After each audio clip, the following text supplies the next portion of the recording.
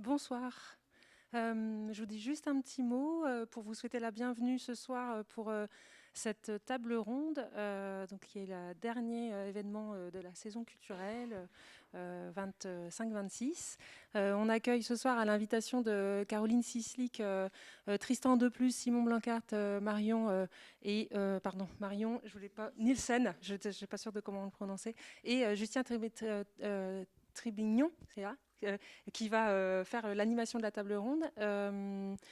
C'est voilà, tous ces membres du collectif Interfriche qui viennent échanger ce soir en lien avec l'exposition Sauvage, les Sauvages de Caroline, donc qui vient d'ouvrir il y a quelques jours à la Chambre Claire dans le bâtiment de la Présidence, juste à côté. Donc c'est une exposition que vous pouvez voir pendant toute la période encore ouverte jusqu'au mi-juillet et après de nouveau de fin août à fin septembre. Donc vous avez un petit peu de temps, mais n'hésitez pas à aller le voir, à la revoir et à en parler. Et en lien avec la publication du livre voilà, de Caroline Sislik également aux éditions Gwynn-Zegal. Et cette soirée, cette exposition sont des événements proposés dans le cadre du programme culturel de l'Alliance Immerge, voilà, qu'on remercie. Donc merci à tous et toutes d'être présents ce soir. Merci à l'Alliance et puis merci au CREA qui assure ce soir la captation de cette table ronde qui sera en ligne très prochainement et que vous pourrez retrouver et donc partager largement auprès de votre entourage. Je vous souhaite une belle table ronde et il y aura un temps d'échange après la table ronde. Donc voilà, on vous passera le micro pour l'enregistrement sur le temps de questions. Merci à tous et puis bonne table ronde.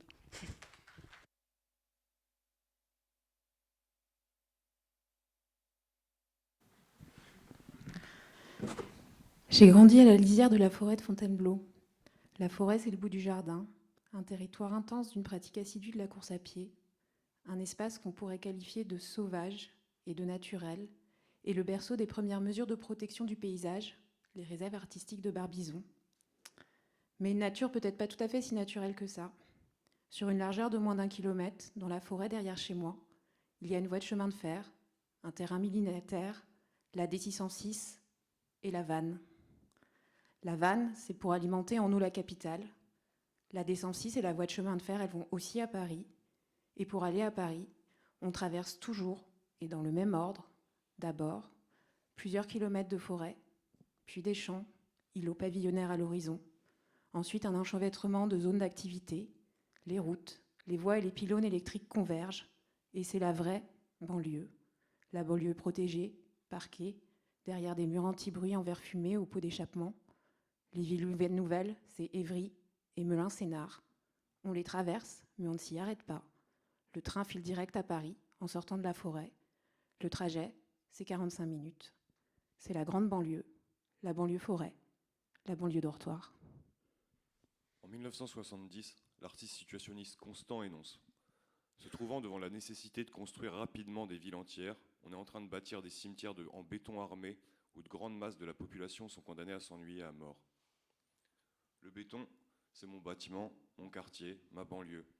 Ce sont les rues que j'arpente, seul ou en bande, rarement sur mon skateboard et sans un sac à dos. Finalement, j'ai appris à me défendre comme un grand, car dans la forêt de béton, la végétation est dense. Dixit les tontons de la rumeur qui viennent de la ville nouvelle de Elancourt, enfin une des 7 communes qui est Elancourt, à Saint-Quentin en Yvelines. Elle est située en banlieue ouest, 20 km à vol d'oiseau de Paris, et en RER, ça fait à peu près 40 minutes. Je tente moi aussi l'exercice de lier nos échanges à mes racines. Les miennes se trouvent au bord du périphérique parisien, porte d'Orléans. Je grandis dans une porte. C'est drôle, dit comme cela, habiter une porte. Habiter une porte, c'est comprendre qu'une limite administrative est toujours une frange et un espace en soi, plus qu'une simple ligne. Un endroit où le trafic des véhicules et des piétons en transit est plus dense que celui et celle qui y habitent, surtout aux heures de pointe. Grandir dans une porte, c'est connaître un peu de plusieurs mondes. Et c'est aussi comprendre que les entre-deux sont plus riches qu'ils n'y paraissent, où différentes échelles sociales, spatiales et temporelles se croisent et parfois se rencontrent. J'en conclus aussi qu'au bord des lignes bien tracées, inventoriées et nommées sérieusement, si possible par acronyme, A6, TGV, Cap 18, Zone B, dans les failles de ce qui n'intéresse pas les GPS, on va pouvoir trouver des endroits qui vont nous apprendre quelque chose. Plus que les friches, je cherche surtout des lisières, des entre-deux et des entretemps. Il y a près de 20 ans, quand j'ai terminé mes études de paysagiste, j'ai questionné la pensée du projet de paysage par l'action de jardiner. J'ai investi pour construire mon mémoire de fin d'études une friche en périphérie lilloise, la blanchisserie de Don. Sans protocole préétabli, j'ai agi sur la matière déjà en place, qui s'est accumulée suite à l'abandon de l'usine 30 ans auparavant. Dans les interstices des murs, les anciennes machines, se sont installés des arbres, des arbustes, des herbacées, pionniers pour la plupart. Ils ont, sans intervention de l'homme, refermé progressivement l'espace pour constituer un paysage à part entière. Mon premier réflexe a été d'agir pour dessiner une nouvelle trajectoire. J'ai tressé, ouvert des lisières et des bosquets, dégagé des passages, délimité des pièces. Je me suis approprié le paysage dans lequel j'agissais. D'une certaine manière, j'écrivais un nouveau récit. Depuis, cette démarche est devenue, dans un premier temps, un projet pédagogique, sous forme de chantier, puis maintenant une démarche de recherche. Pour cela, et à chaque fois, je convoque le faire avec et le déjà là, qui sont chers à Gilles Clément. Bonsoir à toutes, bonsoir à tous. Bienvenue pour cette table ronde Écrire dans les marges. Je suis Justin Tribillon, urbaniste et écrivain, et je vais modérer cette table ronde. J'ai le plaisir d'accueillir à mes côtés Caroline Cieslik, qui est photographe et vidéaste, enseignante à l'École européenne supérieure d'art de Bretagne, et qui vient de publier, comme on l'a précisé en tout début de cette séance, Les Sauvages aux éditions Gwynnes-Egal, issue de sa thèse de doctorat en recherche-création, soutenue en 2021 à l'université de Rennes 2. À côté d'elle, Tristan Deplu est photographe, vidéaste, tantôt archiviste, indique sa biographie, on pourra en reparler, doctorant en recherche-création, en sciences de l'éducation, ça c'est pour sa majeure, et en art en mineur. La thèse s'intitule « Éléments pour une école bétonnière ». Marion Nielsen est architecte, enseignante et chercheuse aux arts décoratifs à Paris, au sein de l'ENSAD Lab, où elle coordonne le groupe de recherche Territoire. Elle a un doctorat en architecture de UAV, l'Université de Venise. Et Simon Blancart est paysagiste et docteur en art de bâtir et urbanisme. Il a consacré sa thèse de doctorat soutenue en 2025 au jardinage dans les paysages intermédiaires. Il enseigne à la faculté d'architecture et d'urbanisme de l'université de Mons en Belgique. Nous avons souhaité démarrer cette table ronde par évoquer les racines qui lient chacun et chacune de nos intervenantes et de nos intervenants à cette identité spatiale, culturelle, végétale, naturelle de la friche, et qui va être un de nos points d'achoppement et un de nos points de rencontre pour cette soirée. Nous voulions démarrer cette table ronde avec la notion de sauvage, et la notion de nature également peut-être, en interrogeant Caroline Cieslik qui vient de publier ce travail « Les Sauvages », un travail de recherche par la photographie, par l'écriture et par les sciences sociales. Comment apportes-tu, comment approches-tu, après toutes ces années d'observatoire photographique, la notion de sauvage ? En fait, ce travail de recherche de création, il partait peut-être d'abord par peut-être une déconstruction en fait, de ce qu'on appelle la nature. Et on a parlé par exemple d'une banlieue peau-forêt ou d'une banlieue béton, et on pourrait se dire que l'antithèse du béton, c'est la nature. D'un côté, on bétonne, et puis de l'autre, en fait, on va protéger la nature. Mais en fait, c'est un concept dont l'héritage moderne est très controversé, parce qu'il a aussi dissocié les humains de leur environnement, en croyant par exemple le concept de wilderness. Et il faut le rappeler, ce concept, tant qu'il vient absolu, on a aussi pu développer une relation coloniale à la nature. Et par exemple, les premiers parcs nationaux français, pour protéger cette nature, ont été expérimentés dans des colonies sur des terres qui étaient jugées peu peuplées, mais souvent habitées, et qui abritaient des peuples nomades, avec peut-être aussi une autre relation et un autre usage du sol. Et donc c'est ça aussi que j'ai voulu questionner dans ma thèse de doctorat, c'est la question de la relation au sol et aux usages de la terre. Et donc plus qu'une nature absolue, en fait, je me suis intéressée à ce que j'appellerais des espaces intermédiaires, des friches, et pour envisager d'autres relations, un terme qui a été beaucoup associé à celui de nature, qui est celui du sauvage. Un sauvage qui peut être empreint de présence d'humains, d'histoire, de ruines, où on peut observer la capacité de régénération et la résilience des écosystèmes. un sauvage où il y a une vitalité organique qui peut se mêler aux déchets, à l'architecture et à la pollution. Et en tout cas, il y a beaucoup de définitions du sauvage, mais l'une de celles que je retiens, c'est que le sauvage, c'est ce qu'on ne maîtrise pas. Et donc c'est souvent quelque chose qui est dans nos imaginaires, parfois aussi un espace de liberté ou de désir, parce qu'on ne contrôle pas. On parle de maîtrise. Je me tourne vers Simon, qui est paysagiste, donc potentiellement une question de la maîtrise justement de l'espace de son dessin et une maîtrise de la faune, de la flore. On peut en reparler. Comment tu réagis à cette idée du sauvage comme étant un espace de liberté et comment intègres-tu ça dans ta réflexion et ta pratique de paysagiste? Alors c'est vrai que dans la pratique de paysagiste et je dirais même plutôt d'aménagiste, on a tendance en fait et largement à idéaliser, et je pense que ce que tu disais à l'instant, la nature et le sauvage comme étant en fait potentiellement un Eldorado, et pourtant la nature aujourd'hui, voilà, je pense que Philippe Descola, on a pas mal parlé, on en est un peu opposé aujourd'hui, on essaye un peu de à la fois s'y confronter, et on voit hein, les images qui défilent derrière, où à un moment donné, finalement, on n'arrive pas forcément à l'inclure. Et je dirais que dans les projets d'aménagement, et notamment les projets d'aménagement urbain, on essaye d'avoir une forme de nature maîtrisée, une nature qui est ordonnée, ordonnancée, alignée, qui a du mal à s'exprimer sur les bords, dans le sens où si ça déborde, c'est pas propre. Si c'est pas propre, ça fait sale, et c'est pas l'image qu'on a finalement du milieu urbain. Donc je dirais qu'aujourd'hui, cette question du sauvage, elle est un peu mise à la marge potentiellement, en tout cas dans les contextes qu'on a l'habitude de fréquenter.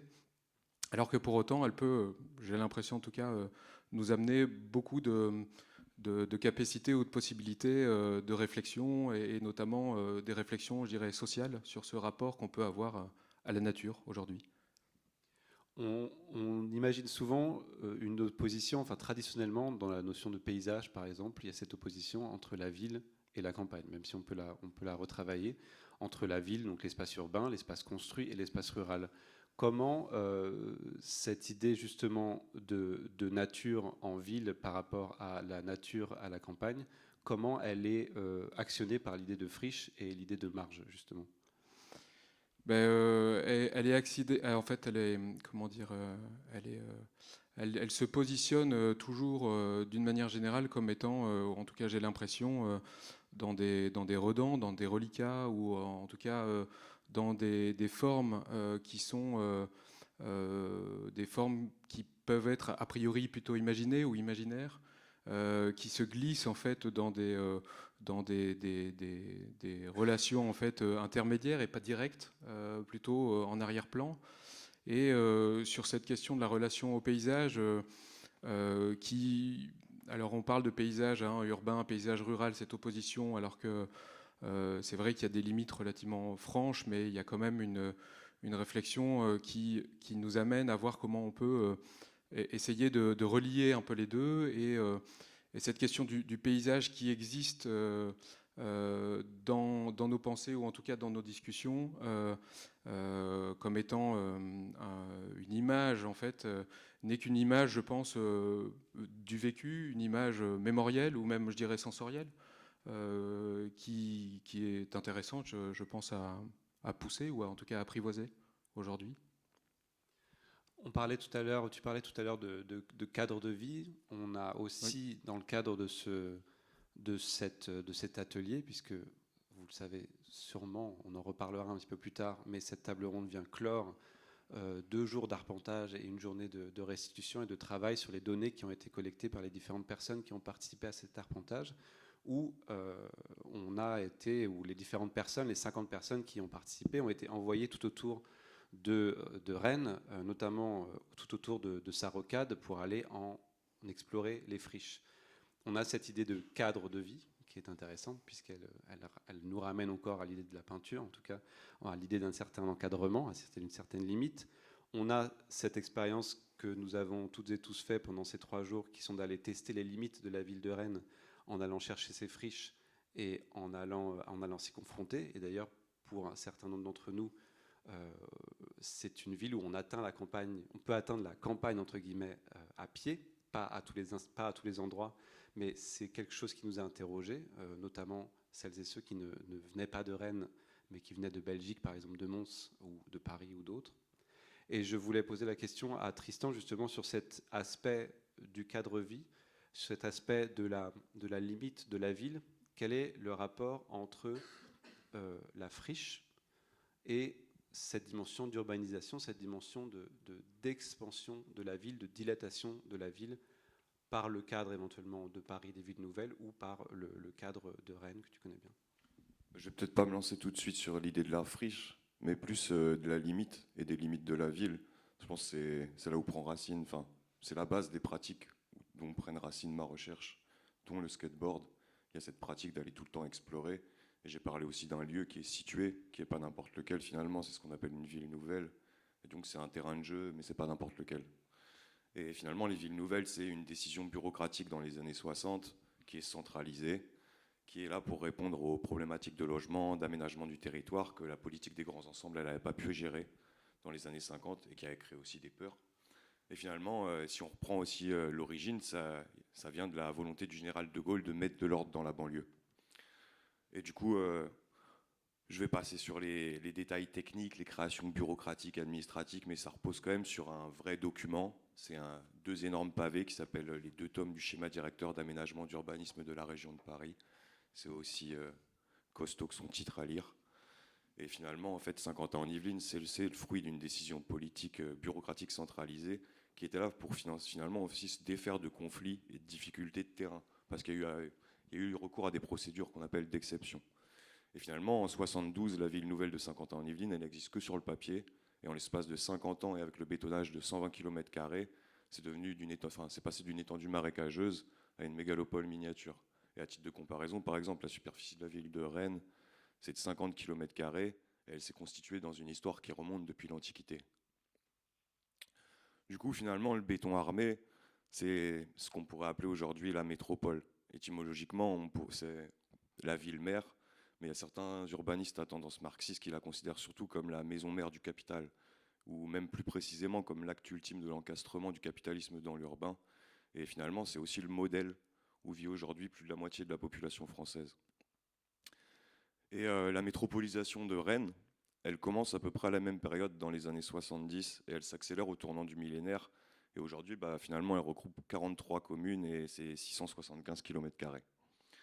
Du coup, dans ce phénomène de métropolisation, le béton, il vient grappiller, il vient chercher aussi des limites. Il n'y a pas que les skateurs ou les gens qui font du graffiti. Et il y a une manière de faire. On a parlé peut-être d'acronymes déjà. Et finalement, il y en a qui reviennent et il y a celui de ZAC qui est très présent. La ZAC, c'est la zone d'aménagement concerté. Je ne reviens pas sur le terme concertation. Et finalement, on a vu aussi à Rennes que ça s'appelait, ou ça avait été appelé par des promoteurs ou des aménageurs, des écoquartiers. Et en me penchant un petit peu sur cette question, pour avoir grandi dans une ville nouvelle, et puis pour avoir vu des quartiers se transformer en écoquartiers, je me suis intéressé un petit peu sur les mythes qu'on vendait à ces nouveaux ou ces nouvelles habitantes. Et on retrouve cette idée du mythe du pionnier ou de la pionnière. Par exemple, il y a 50 ans, on écrivait la ruée vers l'ouest pour vendre la banlieue ouest de Paris. Il y a eu la même campagne pour inciter les Parisiens à venir à l'ouest, quoi. Bref, on essaie de proposer une nouvelle ville pour une vie nouvelle. Et finalement, on se rend compte que le béton, au-delà d'un truc qui va tirer des limites ou avec lequel on peut jouer, c'est aussi une condition. C'est une condition matérielle qui engage des conditions matérielles d'existence. Et en 25 ans à Rennes, entre 2020 et 2025, les loyers ont été multipliés par 2,5. Et je pense que ça a une incidence concrète en fait. Concrète étant d'ailleurs la traduction en anglais du béton. Mais c'est intéressant de réfléchir, d'essayer de réfléchir à plusieurs échelles. Et c'est quelque chose qui revient souvent dans la question de l'urbanisme évidemment, mais des friches aussi. Tu mentionnais comment l'intercommunalité de Rennes s'était étendue pour créer métropole. Donc, nécessairement, il y a une volonté de 46, tu as dit, communes, de se réunir pour former métropole. Et donc, c'est aussi là qu'on a la création de friches, parce qu'on a ces interstices nécessaires, parce que c'est des villes qui, historiquement, sont séparées, mais qui essayent de faire métropole, qui vont réfléchir le transport public, qui vont réfléchir les services publics de façon resserrée, on va dire, et qui vont de fait créer des zones tampons, ou des zones, justement pas des zones tampons, des zones de vide qui sont de façon bâtarde, de façon liquide, intégrées à la ville ou à la pensée métropolitaine, et qui vont être potentiellement des zones rurales, potentiellement des tissus, un tissu industriel reconfiguré, et créer ces friches qui ne sont pas forcément des friches qu'on voit à l'échelle humaine, mais qui vont être des friches qu'on voit à plus grande échelle, voire à vue d'hélicoptère, qui est aussi un peu le fantasme de l'urbanisme de la ville nouvelle. Et c'est intéressant aussi, ça me rappelle une carte. Il y a eu un master plan fait un peu avant, dans les mêmes années, en 1940 à Londres, 1941. C'est un magnifique master plan, je n'ai pas l'image ici, parce que j'y pense que maintenant, où il y a cette vision de Londres, qui est donc une ville de 6,5 millions d'habitants environ, qui fait en gros la taille de la moitié de la région Île-de-France, où c'est plein de petites bulles, les unes à côté des autres, parce que c'est cette idée de la communauté, c'est cette idée du village qui est reproduite, et donc on a toutes ces petites membranes on a toutes ces petites bulles qui sont orientées, qui sont organisées sur une carte. Ça fait une très jolie carte avec ces petites membranes qui communiquent les unes avec les autres, et ce qui a façonné l'imaginaire de la sociologie urbaine britannique notamment, parce qu'il y a l'idée d'aller voir qu'est-ce qui se passe au niveau du contact entre deux membranes, entre deux bulles, et c'est là que se joue l'espace interstitiel, et c'est là que se joue potentiellement la marge, ce qui en fait un espace et une représentation cartographique particulièrement fascinante. En matière de méthode de travail, en matière de méthode d'apprentissage, oui, je vais retomber sur mes pattes, tu vas voir. En matière de méthode de travail, de méthode d'apprentissage, justement, je voulais interroger Marion sur la question de la cartographie, sur la question de l'arpentage, et donc comment, toi, en tant qu'architecte, en tant qu'urbaniste et en tant que chercheuse qui s'intéresse donc au territoire, tu auras peut-être envie de définir d'ailleurs ce terme. On n'a toujours pas défini friche, mais on peut définir territoire pendant qu'on y est. Voilà, comment tu t'appropries ces éléments-là, comment tu t'appropries ces méthodes et ces concepts qui sont un peu historiquement des concepts vus d'avion, mais pour la vie de tous les jours et la vie de tout un chacun. Pardon. Alors, du coup, c'est vrai que la question de l'arpentage est très importante, et j'utilise moi l'arpentage comme pédagogie, en fait. Et je crois que c'est tout le travail de recherche que je mène aujourd'hui part au départ d'expériences pédagogiques que j'ai menées. On tombe dessus là en même temps, mais non, trop tard. En tout cas, j'aime beaucoup l'idée qu'on partage, je pense, aussi suite à cet atelier qu'on vient de vivre avec des étudiants et des étudiantes. C'est l'idée qu'une friche, ou que les marges, ou que l'arpentage et la marche peut faire école, et un endroit un endroit d'apprentissage où on peut se permettre des expériences pédagogiques plus horizontales, on peut se permettre des expériences, il y a un peu tous les possibles dans ces lieux, et moi ce qui m'intéresse particulièrement c'est la question de comment on arpente collectivement, donc avec des étudiants ou avec des visiteurs, ce que je fais par exemple avec le Voyage Métropolitain, qui est une association fondée par Jens de Nissen, où on emmène on fabrique des itinéraires, et ensuite on emmène une centaine de personnes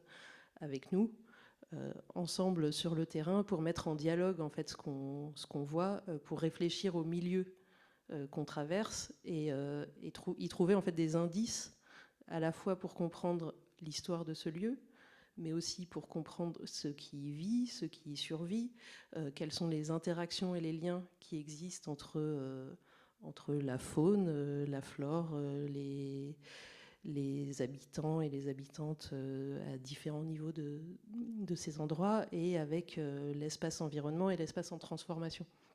Et donc ces arpentages, à la fois pour la pédagogie, mais aussi pour des personnes qui vont vivre à côté, mais qui n'auront pas forcément eu l'apprentissage du regard en fait, qui pourrait porter sur cet endroit. On va les accompagner d'une certaine manière, mais sans que ce soit un cours magistral, ni une visite guidée touristique, mais c'est l'idée qu'on va pouvoir faire ensemble avec l'ensemble du groupe, qu'on soit 10, qu'on soit 100.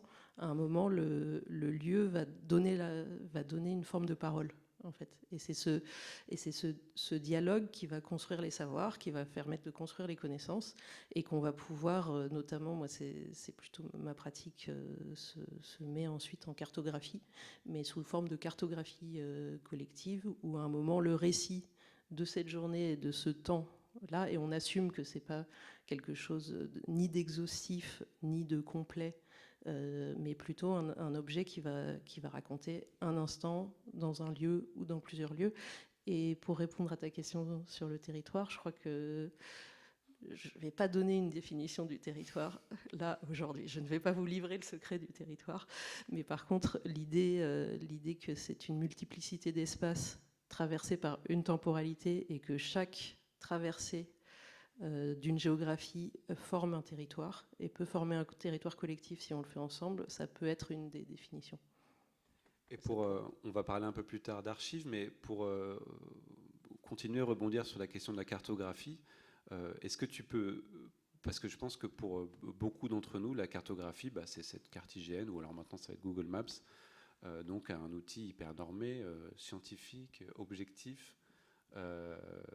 C'est la provocation, mais comment on s'approprie justement cette idée de cet outil de la cartographie dans le cadre du voyage métropolitain, dans le cadre des enseignements que tu donnes, ou dans le cadre d'une démarche militante.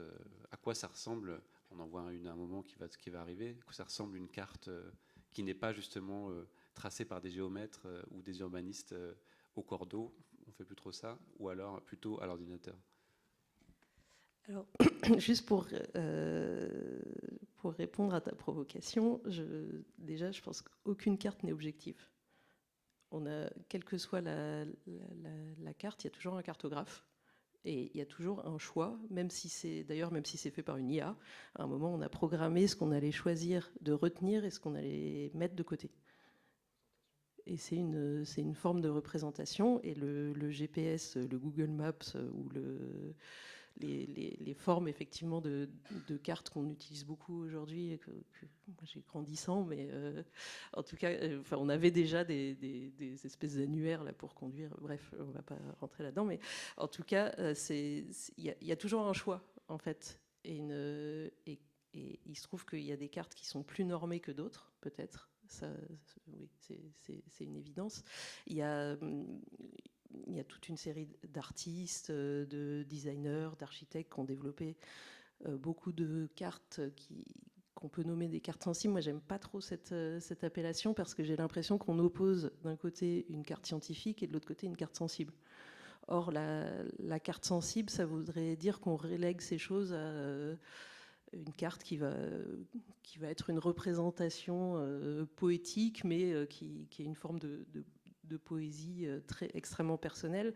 Or, les cartes peuvent être aussi quelque chose de très collectif et peuvent être des récits qui ont la même valeur qu'un récit scientifique. C'est juste qu'on va peut-être pas regarder les mêmes choses. Et ce qui m'intéresse, moi, sur le terrain aussi, c'est de faire des très grandes cartes, parce que en fait, la carte devient un objet autour duquel on se met, et il devient un support du dialogue. Et au lieu de se mettre face à face et de dire « Ah bah tiens, qu'est-ce que tu as vu? Ah, j'ai vu ça », on se met autour d'un objet, et en se mettant autour de cet objet, le dialogue prend, parce que tout d'un coup, on va montrer, et c'est ça qui est drôle, c'est que moi je fais des cartes où je fais des grandes traces à l'encre complètement pas exact du tout, même, j'allais dire pas tout à fait exact, mais complètement inexact. Mais on arrive à montrer un point en disant « Ah bah qu'est-ce que tu as vu là ?» et le dialogue prend, et la carte se met en route, quoi. Peut-être qu'on pourra on pourra la montrer d'ailleurs à la fin, la grande carte qui était tout à l'heure à l'atelier. Tu l'as ramenée, elle est dans ton sac? On pourra la montrer peut-être à la fin, comme ça on pourra avoir une illustration de ça. Et je voulais aussi dire que, puisque j'enseigne avec Marion, je peux témoigner de la force de l'arpentage, puisque maintenant, tous nos élèves, aucun de nos élèves en architecture ils ne marchent plus, ils ne font plus qu'arpenter. Donc c'est ça, et à faire des protocoles d'arpentage dans tous les coins, dans tous les sens. Puisqu'on parle de pédagogie justement et d'étudiants et de relations à, voilà, alors peut-être pas l'enseignement, hein, justement, peut-être pas le bon mot, mais on peut en reparler. Tristan, j'ai mentionné rapidement que ton doctorat en recherche-création était en majeur sciences de l'éducation, en mineur art, et il s'appelle l'école bétonnière. Donc justement, comment tu te saisis de ces enjeux-là? Comment ça se cristallise dans ta recherche, ces enjeux de pédagogie, ces enjeux d'échange, et quelles sont les méthodes que tu recherches ou que tu développes, soit dans ta pratique artistique et ou dans ta pratique de recherche? Je dirais que c'est quelque chose qui est éminemment situé. Avant de rentrer dans quelle est la situation et l'ancrage, on voit par exemple un petit schéma derrière. Peut-être pour revenir sur le titre de l'école bétonnière, c'est un petit clin d'œil au couple Freinet, Élise et Célestin, et leur école buissonnière. Sauf que il n'y a plus beaucoup de buissons pour se cacher dans les métropoles aujourd'hui, et le béton, c'est bel et bien une condition. Après, pour résumer en 3 mots, c'est l'idée d'une pédagogie hors les murs. Du côté des sciences de l'éducation, on appellerait ça une forme d'éducation informelle. Du côté de la philosophie, on pourrait appeler ça une forme d'éducation fugitive. Et finalement, dans les voisinages de ce qui se fait déjà, ce qui existe déjà, on pourrait dire que ça pourrait être assez proche de la pédagogie sociale qui émane du courant de l'éducation populaire politique. Et finalement, en fait, c'est pas anodin que je raconte ça et que je place ce contexte, c'est que ces pratiques se rencontrent, même si ce n'est pas les mêmes, elles se rencontrent sur des lieux qui, par exemple, aujourd'hui sont apparentés à le mot friche. Moi, des fois, j'aime bien le mot terrain vague. Et là, c'est ce qui s'est passé. Et ça s'est ancré dans une de ces fameuses ZAC et un de ces fameux écoquartiers en devenir, qui est celui de la Plaine de Beau. Là, par exemple, il y a une sorte d'outil qui a été construit où il y a marqué la Courouse dessus. Il y en a un deuxième, il pourrait s'appeler la Plaine de Beau, et ça fait un beau jumelage. Les écoquartiers de Rennes, il y en a un à l'ouest, un à l'est, et c'est lié au phénomène de métropolisation qui s'appelle Rennes 2030. L'idée, c'est que cette année, en 2026, ça puisse accueillir 2000 familles. Et pour la réalisation, parce que cette plaine, elle a un gros passé industriel, elle a aussi hérité de communs négatifs, comme par exemple la pollution des sols. Et en fait, on a amené des tonnes et des tonnes de terre par camion pour venir recouvrir ces étendues polluées. Mais au-delà de ça, ça a bel et bien été une friche aussi ferroviaire, parce c'est enserré, finalement c'est un peu comme une petite île. Il y a un côté, il y a les voies ferrées, c'est une sorte de frontière naturelle, on ne peut pas passer. Et de l'autre côté, il y a le fleuve. Et maintenant, il y a un pont. Une période, il n'y avait pas de pont. Et tout ça pour dire que dans ce petit territoire qui pourrait être enclavé ou qui pourrait être, on pourrait même appeler un quartier, ça a été occupé historiquement pendant 25 ans par un collectif artistique pluridisciplinaire autogéré qui s'appelait Les Laboratoires, qui a été ensuite délogé puis relogé à minima par la municipalité en 2023. Et finalement, les personnes qui habitaient là-bas, qui défendaient l'idée même d'une zone de vie, ils défendaient des formes de vie autour de l'habitat léger, mobile, et puis l'idée aussi d'une réappropriation des bâtis existants pour maintenir aussi des espaces de création collective qui soient ouverts à toutes et à toutes, et qui, par exemple, des fois, régissent pas à certaines demandes ou autorités instituées ou institutionnelles. Et ça marchait par des choses toutes simples, par exemple, les personnes qui ont des valeurs un peu, ou qui ont des petits problèmes avec l'autorité, ils n'aiment pas qu'on leur dise à telle heure c'est un rendez-vous et si tu es en retard tu vas te faire taper sur les doigts. Mais il y avait par exemple un principe très simple, comme celui de l'accueil inconditionnel, qui était de se dire tous les 3e dimanches du mois, il y a ce qu'on appelle une répétition publique, qui est une forme de restitution de la manière dont on occupe ce territoire et qui est ouvert à tout le monde et qui ne coûte pas d'argent, quoi. Et finalement, entre 2017 et 2020, il y a eu l'occupation d'un petit îlot. Les aménageurs, ils font des îlots, ils quadrillent les ZAC et ils appellent ça des îlots. Et puis il y a un îlot qui a été celui qui s'appelait l'îlot R. C'est les aménageurs qui ont trouvé. Et nous, on l'a repris. Ça a été une sorte de petit collectif de faits composé de plein de personnes, autant des bricoleurs, des bricoleuses, des skateurs, des skateuses, des graffeurs, des graffeuses, des étudiants, des étudiantes, des voisins, des voisines, qui ont décidé de transformer progressivement ce petit terrain vague en d'abord une aire de jeu, un skatepark DIY en béton, et puis progressivement en un petit village et une forme de centre social autogéré à ciel ouvert. L'idée que je défends aussi à travers ma thèse, c'est que grâce à ces lieux qu'on pourrait appeler des terrains vagues, on peut aussi faire des formes d'écoles qui ne reproduisent pas la forme scolaire. Et du coup, en fait, on ouvre des espaces-temps qui sont aussi propices à des formes radicales d'éducation populaire politique. Et tu disais le mot tout à l'heure. Moi, je pense que le mot juste, c'est l'étude. Étudier. Et on n'a pas besoin d'être étudiant pour étudier. Et on n'a pas besoin d'être à l'école pour apprendre. Et c'est un petit peu ça, cette idée-là. Et du coup, il se trouve que le heureux hasard, c'est qu'il n'y avait pas que nous qui habitions au sens large du terme cette plaine en voie de restructuration et ancienne friche ou friche en disparition. C'est qu'il y a aussi des personnes qui sont maintenant des amis, des collègues, mais qui étaient des voisins, des voisines avant de devenir complices, par exemple du quartier de Morpas, qui sont le groupe de pédagogie et d'animation sociale et avec qui on a partagé une forme de prise de risque à se dire, bah oui, en fait, on peut amener des enfants, des étudiants, des jeunes, des adolescents sur un terrain vague pour, d'une manière un petit peu loin des normes, en fait, faire des expériences et apprendre de ces expériences, voire même écrire autour de ça. Voilà. Pour donner un exemple, en fait, pour préciser sur la pédagogie sociale, la manière dont on s'est rencontrés, ça a été de se dire, bah, il y a un petit groupe de jeunes habitants et habitantes voisines qui ont décidé de mener une enquête en fait à l'échelle d'un territoire qui était en voie de transformation. Et finalement, l'exemple, il pourrait permettre de définir ce que par exemple le sociologue Guillaume Sabin appelle un art du trajet pour définir la pédagogie sociale. C'est l'idée de franchir des seuils et de fréquenter une pluralité de milieux et que c'est ça qui amènera une forme d'émancipation. À l'échelle de la plaine de Beauce, c'est se dire on peut autant aller visiter les personnes qui réparent des vélos à les laboratoires et qui vivent de manière clairement lointaine des normes métropolitaines, mais aussi on va aller pousser la porte de la police municipale qui entraîne des chiens pour faire un petit peu peur sur l'espace public, parce qu'en fait, ils sont là aussi, quoi. Donc si on peut pousser ces portes, on pousse ces portes, et on va étudier, et on mène des enquêtes. Et finalement, on étudie. Et finalement, on étudie. Dans ton développement, tu as mentionné plusieurs des éléments clés de la friche, qui est espace de tolérance. Alors je fais attention aux mots que j'utilise, parce que ce n'est pas forcément ceux que tu as employés, et on pourrait en débattre. En tout cas, un espace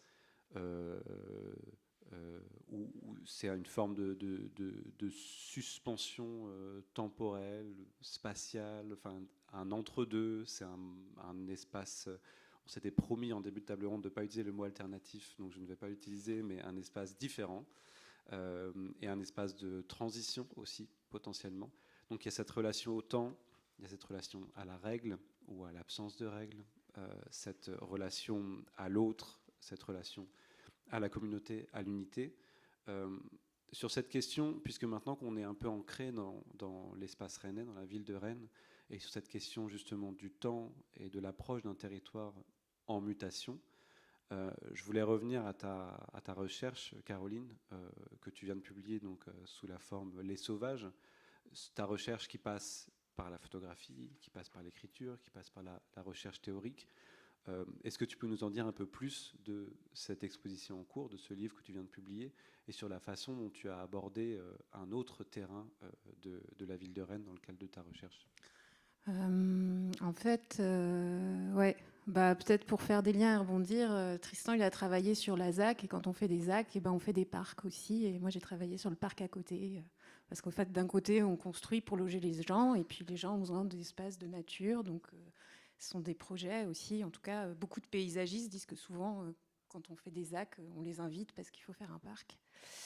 Et je rebondis aussi sur autre chose par rapport aux questions de cartographie. Eh bien, en fait, ce parc, avant, c'était une friche parce qu'à un moment, des urbanistes et des politiques ont décidé de tracer une ligne sur un territoire pour créer une route route qui est liée à la rocade de Rennes qu'on a arpentée aujourd'hui, puisqu'en fait, il s'agissait dans les années 60, à un moment où la voiture se développait, de faire ce qu'on appelle une pénétrante, c'est-à-dire une route qui allait relier la rocade de Rennes, qui était en train de se construire, au centre-ville. Et donc, sur ce trajet de cette route, eh bien, il y a une île qui s'appelle les Prairies Saint-Martin, avec des identités agricoles, ouvrières, composée d'une friche industrielle, de jardins familiaux et d'un petit lotissement, autour de laquelle toute la ville va se développer, mais pas à l'intérieur et pas sur cette coulée verte, puisqu'il y a ce projet. Et ensuite, c'est un projet qui va être abandonné dans les années 90 pour en faire un champ d'extension des crues. Et c'est un projet qui va encore sommeiller. Et donc moi, je vais arriver sur le site en 2013, au moment où la ville lance sur cette friche un grand projet de parc naturel urbain. Et je vais arriver peut-être aussi un peu avec mes outils et mon approche d'artiste et de chercheuse, donc à savoir la question du paysage, et ça me permet de rebondir sur la question de temps long, et mon médium qui est la photographie. Et donc aux prairies, c'est un paysage qui est extrêmement aussi végétalisé. Et donc ce que je vais décider de mener, c'est un observatoire photographique du paysage, donc de reconduire, de placer mes points de vue, et je vais un peu dire parfois de les ancrer, comme les végétaux qui prennent racine, et de les reconduire au rythme des saisons. Et puis aussi, je vais travailler avec un appareil qui est un petit peu particulier. Je vais travailler avec une chambre photographique. Donc c'est un appareil qui oblige à se poser dans le paysage, on s'installe sur un trépied et la photo en elle-même, elle prend du temps. Et pour moi, c'est un temps qui est extrêmement méditatif sur l'image. Et parfois, ça m'est arrivé d'attendre 1 heure à côté de la chambre, de regarder plein d'autres choses. Et puis à un moment, parce que j'attendais que des nuages passent et qu'à un moment, clac, je prends l'image parce que là, c'est la bonne lumière. Et ce qui va être intéressant, c'est que du coup, ça va créer une forme de base de données d'images, peut-être une archive de séries photographiques qui vont permettre de suivre l'évolution des prairies Saint-Martin, le développement de la végétation et bien sûr les rythmes et les usages de la friche, puisque les prairies ont été pendant un longtemps un lieu de personnes nomades vivant en camion, en tente et aussi squattant l'ancien lotissement. Et cet observatoire photographique du paysage, il va se tenir dans le cadre d'un observatoire d'écologie urbaine. Donc ça va être un peu une opportunité. Et c'est d'ailleurs pour ça en fait, que je me suis ancrée aussi aux Prairies Saint-Martin. C'est parce que en fait, il y a ce contexte de friche qui se transforme au parc. Et de fait, il y a un observatoire d'écologie urbaine qui est en train de se monter. Et donc, ça va permettre à certains moments de pouvoir croiser des données naturalistes avec les photographies ou par exemple une enquête d'usage avec la photographie. Et donc de donner peut-être une certaine épaisseur aussi. Je parle beaucoup de strates temporelles. Donc voilà. Et sur la forme que ça prend, la forme qu'a pris la thèse, du coup, la forme qu'a pris l'exposition, la forme qu'a pris le livre, comment tu jongles tous ces médias, comment tu fais interagir, par exemple, la recherche, parce que le doctorat en recherche-création commence à être bien implanté dans le paysage, mais reste des objets relativement nouveaux. Donc peut-être pour ceux qui sont intéressés par faire des doctorats en recherche-création, comment tu as fait interagir tous ces éléments-là? Pour moi, l'aboutissement, c'est vraiment l'édition, en fait. C'est l'édition, parce que l'édition et le design graphique, c'est la question de forme, de lecture. Dans mon travail, c'est une question de paysage, donc c'est une question de narration aussi. C'était une question aussi d'image. La narration, ça peut être pris comme parfois des notions de séquence, et l'édition, elle permet ça, et elle permet de faire cohabiter du texte et de l'image. Et en fait, le livre, il est venu de l'image. Déjà, c'est un livre qui est en format et en proportion, qui est en 4:5, parce qu'à l'intérieur, il y a des séquences d'images. Et ces séquences d'images, en fait, c'est elles qui structurent le livre. C'est un peu ce qu'on a appelé des tunnels d'images. Et en fait, cet observatoire qui est bien classé, bien archivé à la fin du livre comme une base de données qu'on peut lire, à un moment, il est déconstruit pour créer quelque chose de peut-être un rapport. Et les images, elles sont en plein format pour créer peut-être une relation plus sensible, plus émotionnelle au paysage, et aussi plus de l'ordre d'une mémoire, en fait. Et les images, elles sont mélangées. Et à la fin du livre, il y a l'archive.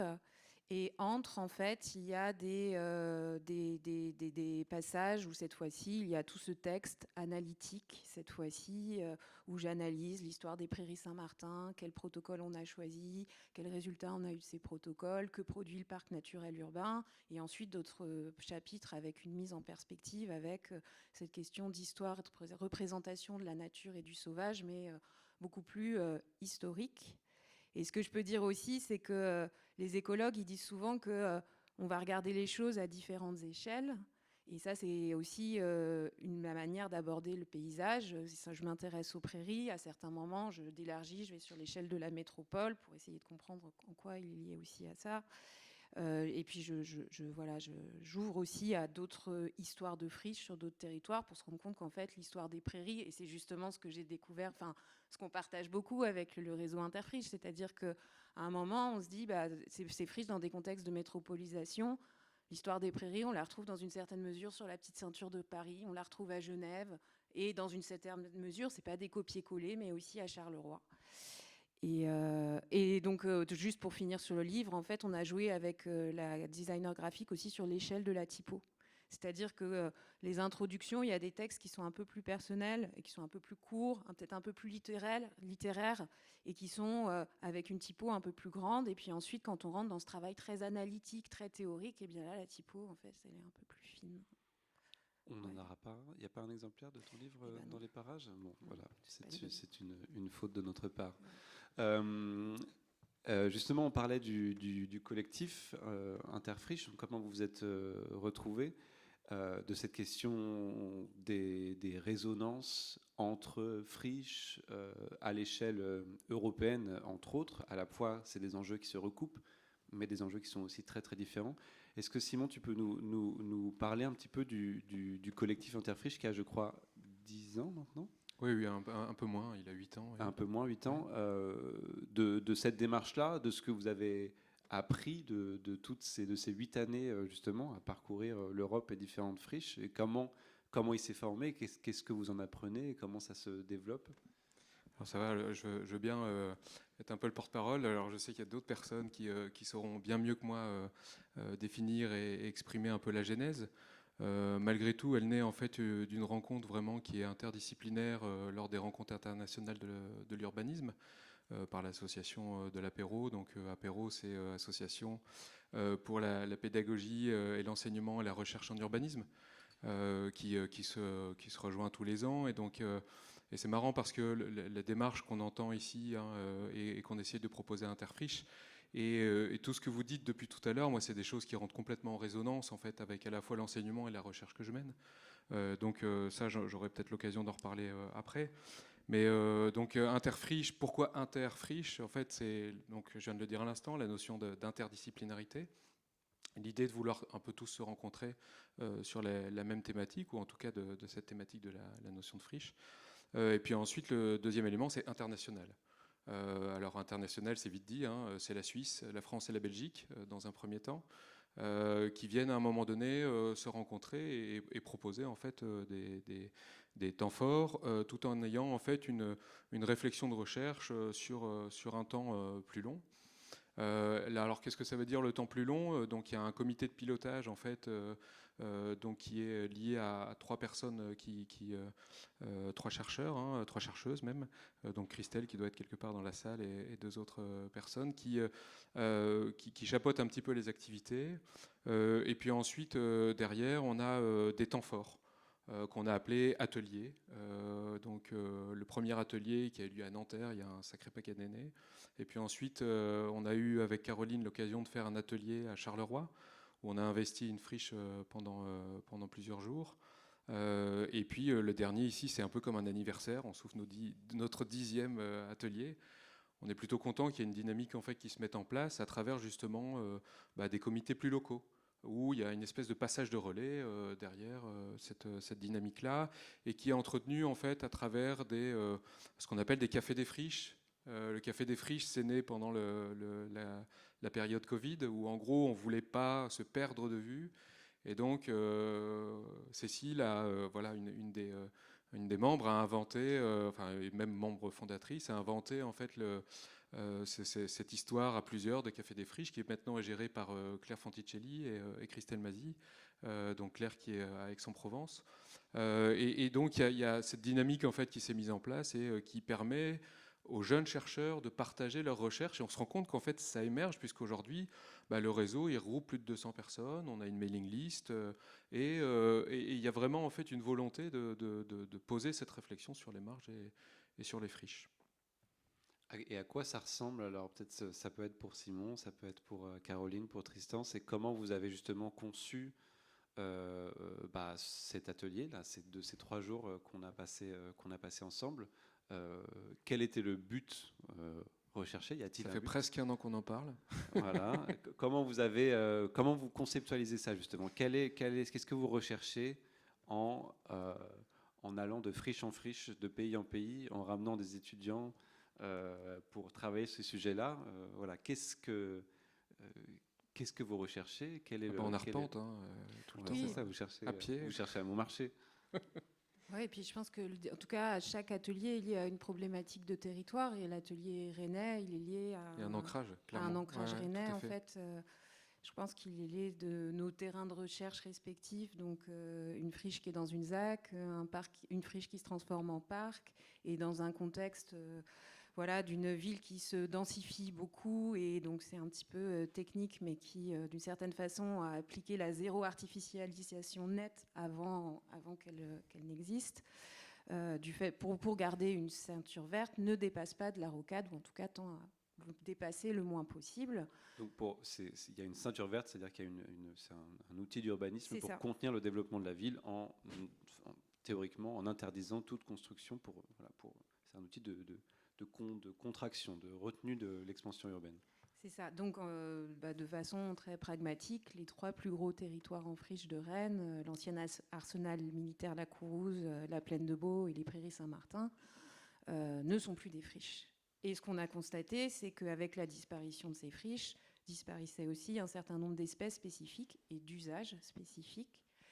Et donc, c'est peut-être un peu pour ne pas en rester là et se dire, mais où est-ce que ça continue d'exister ? Qu'on s'est dit, si ces espaces, en fait, ils n'existent pas de cette manière-là, peut-être qu'en fait, ils n'ont pas disparu, mais qu'ils se sont dispersés. Ouais, c'est sûr que si on s'en tient à l'objet, entre guillemets, de l'enquête, la friche, on risque d'être déçu si on reste dans l'intra-rocade à Rennes actuellement. Je pense que c'est Marion qui disait ça pendant l'atelier. Finalement, l'enquête a pris le dessus sur l'objet d'enquête. Et donc, qu'est-ce qu'on cherche? Je parlais du hors les murs, donc c'est aussi aller sur des terrains, fréquenter des milieux, se mettre en pratique, juste marcher. Enfin, on est fait pour marcher. Et puis, finalement, dans le fond, c'est une recherche qui engage les corps, qui engage donc tous les sens. C'est une recherche qui est éprouvée. Ça se voit peut-être un peu ce soir. Et puis, c'est une tentative aussi polyphonique, avec une forme de brouhaha assumé, parce que si on le fait sur 3 jours avec 50 personnes qui ne se connaissent pas au début, forcément, c'est un miracle qu'on arrive à chanter à la fin, quoi. Et du coup, en fait, j'ai l'impression qu'on a vécu par le biais de ces séquences de marche en petits groupes, fragmentés, avec lesquels on se faisait des échanges, ça a soulevé des questions, en fait. J'en ai noté des tonnes, et ça va de à partir de quoi ou quand c'est une friche, selon qui. Est-ce que c'est la même chose selon un aménageur, selon un squatteur, selon un ou une enfant? Hier, on a rencontré une enfant, on lui a demandé c'est où les friches, elle m'a regardé, elle a fait quoi? Et par contre, dans sa capacité à projeter de l'intime dans l'espace public et à dire que là, dans le buisson, c'est ma maison, puis à côté, c'est ma chambre, et ci et ça, il y en avait partout en fait. Depuis un parc aménagé jusqu'aux abords de la rocade, un petit peu plus en friche.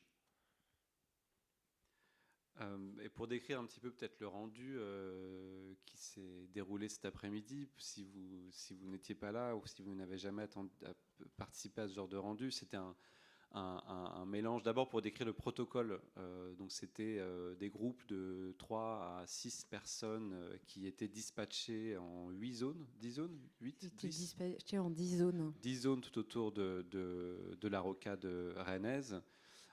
qui s'y sont rendus. Donc voilà, super, là il y a la carte qui est là. Qui s'y sont rendus en une première zone le mardi où ils ont passé la journée, et puis ils se sont retrouvés à l'hôtel Pasteur pour faire un débrief, et puis mercredi rebelote dans une autre zone, et chacun en fonction de sa discipline, de ses outils, de sa sensibilité, des éléments qui attiraient son regard, que ce soit par le son, que ce soit par l'image, par la vidéo, par l'écriture, par la performance. Enfin, on n'a pas trop eu ça, mais ça aurait pu aussi. Va s'approprier ce territoire plus ou moins bizarre, plus ou moins divers et plus ou moins étrange qu'est la friche, ou enfin que sont ces territoires qui d'abord souvent ne sont pas faits pour être marchés. C'est toujours ça qui est assez impressionnant, puisqu'on est au bord d'une rocade, ou alors pour mon cas près de la route de l'Orient, donc on est au bord d'une autoroute, donc évidemment il y a une friction en matière de vitesse, la vitesse de la voiture qui s'engage sur l'autoroute et la vitesse du piéton. Et c'est intéressant dans les rendus qu'on a eu cet après-midi, justement, de voir la diversité de modes de rendus. Il peut y avoir évidemment la photo imprimée, le diaporama, comme on a ici, la vidéo, mais aussi les outils de modélisation 3D, qui sont de plus en plus courants et de plus en plus maîtrisés, notamment par les étudiants. Moi, j'ai aussi noté le récit de science-fiction, à quel point il revient régulièrement, comment on a besoin, on se refugie, si je puis dire, dans le récit de science-fiction, justement, pour exprimer ce qu'on a vécu et ce qu'on a vu dans ces endroits qui sont un peu particuliers. Et à part si on est des urbanistes un peu bizarres, ou des paysagistes, ou des artistes un peu étranges qui aimons faire ce genre de balade, où on ne se rend pas forcément de son plein gré à pied, en tout cas de façon voilà, générale. Mais je crois que ça va plus loin, c'est que le récit de science-fiction, il nous a permis de crypter des choses. C'est-à-dire que cet atelier, l'idée, c'était aussi de réfléchir, c'est comment est-ce qu'on aborde les friches à partir du moment où on sait que ce sont des espaces refuges qui apportent des communautés spécifiques. On ne va pas débouler à 50. Et en fait, peut-être qu'à un moment, et c'est des questions que se posent les collectifs, c'est que travailler sur les friches, c'est les rendre visibles. Les rendre visibles, c'est à un moment donné, on en revient à cette question-là, devenir des potentiels d'aménagement et de gestion. Et d'où est venue l'idée de travailler à la frontière du visible et de l'invisible. Et donc la science-fiction, pour nous, c'était vraiment un moyen aussi de rendre compte d'expériences et de récits de différentes pratiques, y compris des pratiques politiques, mais sans pouvoir les situer clairement sur une cartographie, et donc en transmettre peut-être certaines logiques, dynamiques et une certaine énergie, mais sans que ce soit clairement... Et tu parlais un peu plus tôt, je t'en prie. Ouais, j'ai envie de rebondir au-delà de la forme cryptique, et de préciser que c'est important aussi tout ce qu'on ne dit pas, ou aussi tout ce qu'on ne peut pas dire dans certains langages ou dans certaines disciplines quand on est à l'université. Je crois qu'il y a aussi l'importance de la dimension compter, et compter avec une troupe. On avait 6 à 7 personnes qui, avec différentes tonalités de voix, avec différentes attitudes, nous ramenaient aussi quelque chose qui est plus qu'un témoignage. Et c'était une connaissance qui était très incarnée, qui était collective et qui a créé une polyphonie. Et je me permets de préciser aussi que, excuse-moi, la construction en fait aussi de ces temps forts, elle est différente en fait à chaque fois, mais et aussi d'une certaine manière un peu expérientielle, mais elle se construit au fur et à mesure, et on arrive, enfin, de manière un peu non pas expérimentale, mais on arrive en fait à construire un discours et un dialogue sur cette question de tout le monde qui se pose la question, c'est quoi la définition de la friche finalement, sans réellement se dire qu'il y en a une seule, mais en fait il y en a plusieurs, et c'est assez intéressant justement en fonction des contextes qu'on rencontre, d'essayer de prendre en fait progressivement de manière incrémentale, c'est ça le mot que je cherchais, la prise en compte de ce mot et de cette friche, quoi. Enfin, cette question de la friche. Si je peux rajouter, moi. On te laisse plus parler, Justine. Non, moi, ce que j'ai trouvé passionnant aussi, enfin, ce que je trouve à chaque fois passionnant quand on fait du terrain avec des personnes qui ont d'autres pratiques, c'est qu'à un moment, on en parlait tout à l'heure, on peut repartir avec une pratique à laquelle on n'avait pas pensé. Donc, ça nourrit aussi notre manière de penser le terrain. Ça nous fait bouscule bifurquer les trajectoires, quoi. Ben oui, mais ouais. d'une certaine manière, tout d'un coup, on se dit ah mais oui. En fait, on peut aussi faire comme ça, et comment moi je peux le interpréter dans mes propres pratiques pour ensuite le transformer et aller le jouer finalement sur un autre terrain. Et c'est ce qu'on retrouve aussi dans la pédagogie hors les murs, quoi. Enfin, cette manière un peu, on joue collectif ensemble et on partage en fait des savoir-faire, des manières d'être, et ça c'est assez positif en fait, ce temps fort là, quoi, de pouvoir partager ça. Et justement, Tristan parlait de témoignages tout à l'heure. Caroline, à propos des prairies ou de la plaine de Beau, parlait d'une histoire de temps qui change et d'un territoire qui disparaît, qui mute, qui change. Tristan, je mentionnais tout à l'heure que tu te décrivais comme archiviste dans une de tes biographies que j'ai pu... C'est pas un métier. Non, mais comme justement, mais quel est le rôle justement de l'archive, puisqu'ici on a beaucoup collecté des choses, alors des expériences qui ne sont pas forcément énoncées, qui sont pas forcément, pardon, énoncées c'est un anglicisme, qui sont pas forcément énoncées, écrites ou décrites ou représentées, mais aussi tout un tas d'objets. Je me suis permis de faire circuler les objets dont tu parlais tout à l'heure. Justement, comment est-ce qu'il y a un sens à capter une friche qui disparaît ou une friche qui change, et comment tu vois le rôle de l'archive, le rôle de la documentation? Je parlais des grands récits, comme par exemple ceux de la fabrique de la ville ou des aménageurs, comme il y a 60 ans, le mythe du pionnier, à 50 ans en Yvelines, et la même chose à la plaine de Beau il y a quelques années. En fait, le rappeur Rosset, il résume en une punchline et elle est efficace. C'est l'histoire appartient au vainqueur, les autres ont le bouche à oreille. Donc en fait, à partir de là, qu'est-ce qui nous reste? Soit on prend en main l'écriture de ces petites histoires minoritaires ou minorées, soit en fait on se laisse avoir par un mythe qui est... C'est une blague. Donc en fait, c'est une contre-archive qu'on essaie d'écrire. Et ça c'est important, et c'est plein de petits bouts d'histoire, enfin c'est plein de petites histoires qui veulent s'opposer à une grande histoire qui réduit ces petites histoires à moins que des anecdotes, alors que c'est des existences entières des fois. Après, on a utilisé le mot dans nos petits machins de communication, anarchiver. Ça vient, pareil, finalement, d'un workshop qui a duré 10 jours, mais de l'autre côté de l'Atlantique, à Montréal, où ils se sont dit, mince, en fait, il y a des grands penseurs, Foucault, Derrida, etc., qui ont dit l'archive, c'est du pouvoir. Et en fait, on produit du savoir. Est-ce qu'on a envie de produire, quel type de pouvoir on a envie de produire? Est-ce qu'on a envie de produire du pouvoir en produisant du savoir? Est-ce qu'on ne peut pas un petit peu revoir tout ça? Donc anarchiver, c'est l'idée de se dire, si une archive, c'est quelque chose qui est figé, dur, conservé, et qu'on a choisi que des puissants, des dominants ont choisi de conserver, une anarchive, c'est quelque chose qui est instable, qui peut se balader, qui peut accéder à n'importe quelle zone, et surtout qui peut devenir, comme le disait Marion, un potentiel tremplin, un objet réappropriable par chacun et chacune pour réécrire une histoire derrière, réécrire des petites histoires, grosso modo. Oui, tout un ensemble de communautés, de personnes, de populations racisées, minorées, queer, dont aujourd'hui de plus en plus de chercheurs, de chercheuses redécouvrent, se réapproprient les archives et les réintègrent aussi dans les circuits de l'académisme, dont nous faisons tous plus ou moins partie. Donc il y a une question qui se pose là, mais qui permet de pérenniser des mémoires, des histoires et des vécus, comme tu l'écrivais à l'instant. Parce qu'on est aussi sur une dynamique de temporaire. Pour préparer le moment, je regardais l'étymologie de marge, et ce qu'on nous dit, c'est intervalle de temps, et une latitude dont on dispose entre certaines limites. Donc il y a vraiment cette idée du temporaire, peut-être qu'on en reparlera pour la conclusion.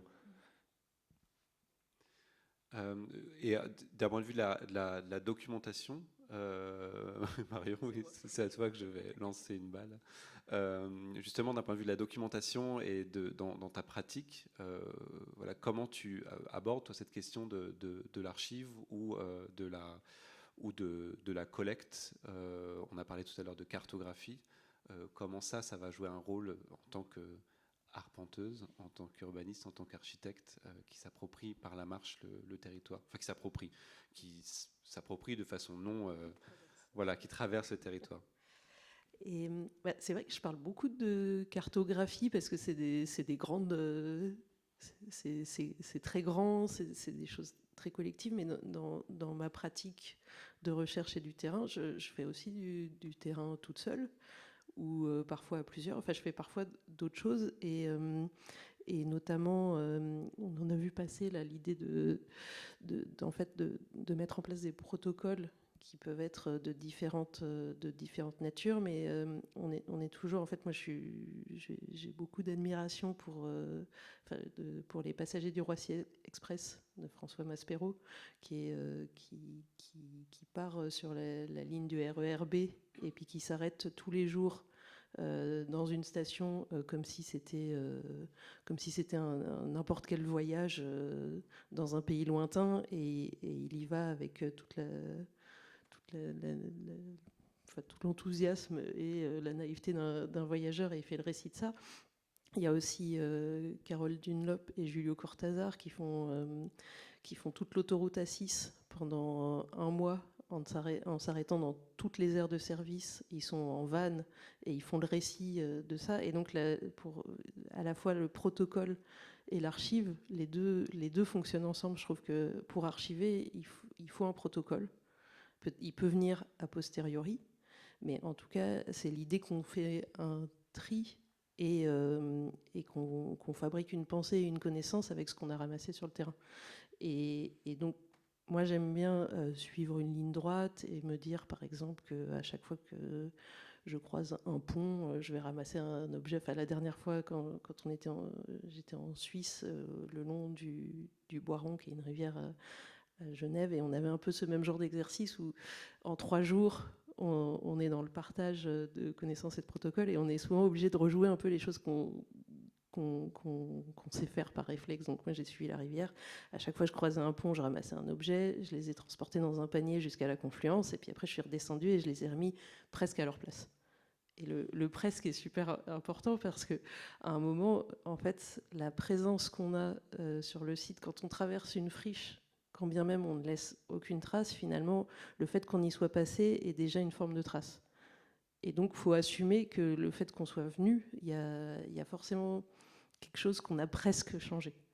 Et à partir de ça, on peut documenter, en fait, à la fois presque en auto-ethnographie, qu'est-ce qu'on a fait. Ça peut être de l'auto-ethnographie collective, et puis à un moment ensuite vient le temps ex situ du tri, et de faire confiance à ses sensations, à sa mémoire et au dialogue qu'on a mis en place pour savoir qu'est-ce qu'on garde, comment on le raconte, et comment ce qu'on garde et ce qu'on raconte, on va pouvoir le réutiliser pour autre chose. On ne va pas l'empiler sur une étagère qui prend la poussière, et même si c'est comme un album de famille, c'est formidable d'aller regarder les photos de famille d'il y a 20 ans. Mais moi, ce que je trouve encore mieux, c'est que ces photos de famille qu'on a fait sur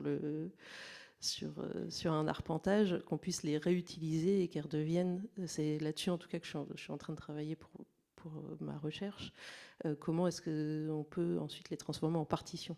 Comment on rejoue ces éléments-là? Et donc, c'est plus une archive, mais c'est quelque chose qui se met en permanence en mouvement, à la fois par la transmission et l'échange, et à la fois parce qu'une fois qu'on part sur un site, on peut nous-mêmes le transformer en autre chose.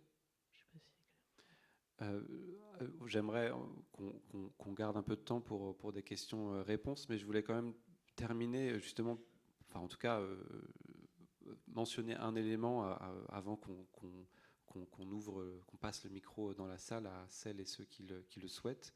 On parle du temps qui passe. Tristan a rappelé que la définition de marge, c'était quelque chose de très temporel. On a parlé des traces qu'on laisse. On a parlé de ces friches qui mutent, qui évoluent. Et je voulais te demander, toi qui as photographié pendant des années et des années une friche, enfin un territoire en mutation, comment tu abordes la question qui est une question d'aménagement, pour le coup, de paysage, d'aménagement, la question de la sanctuarisation. On parle beaucoup de la pérennisation d'une friche ou de la protection de certains espaces. Est-ce que ça a un sens de délimiter et de bloquer, d'essayer de bloquer un espace dans un temps T, en se disant il est bien comme ça et on le laisse, on le protège pour ce qu'il est? Je trouve que c'est une question qui est très ambivalente en fait. La réserve, c'est quelque chose de très ambivalent. Et pour avoir travaillé sur d'autres types de réserves, enfin, ouais, des friches qui étaient... déjà, j'ai l'impression qu'en tout cas, aujourd'hui, effectivement, on a besoin de protéger des espaces, des communautés spécifiques, et on met en place des choses, et quand on le fait, ça marche. On a des exemples et ça fonctionne. Mais le problème, c'est que si en parallèle, on ne travaille pas sur nos modes de vie et quand on continue à avoir le système tel qu'on est, productiviste, en fait, ça ne marche pas. Voire parfois, ça crée aussi des situations parfois de type d'espace qui deviennent accessibles pour des personnes qui sont privilégiées, mais qui, en fait, en se créant, parfois aussi... pour vont aussi exproprier ou expulser des personnes qui, par exemple, ont des pratiques nomades et n'ont pas cet ancrage au sol, justement, parce que peut-être qu'à un moment, sanctuariser, c'est aussi ancrer des choses au sol. Et donc peut-être que ça met aussi justement à la marge d'autres pratiques. Et après, en tout cas, c'est des questions que je pose explicitement dans ma thèse. Est-ce qu'à un moment, photographier ou créer une mémoire, c'est aussi, et en faire tout un récit, est-ce que c'est devenir nostalgique de ce territoire ? Et moi, en tout cas, je ne suis pas vraiment pour figer les choses. Et j'ai l'impression qu'en fait, tout paysage et toute chose évolue. Et j'ai beaucoup aussi travaillé sur la question du cycle, justement, dans ce travail-là, du cycle qui soit organique, mais aussi du cycle d'un paysage et d'un territoire.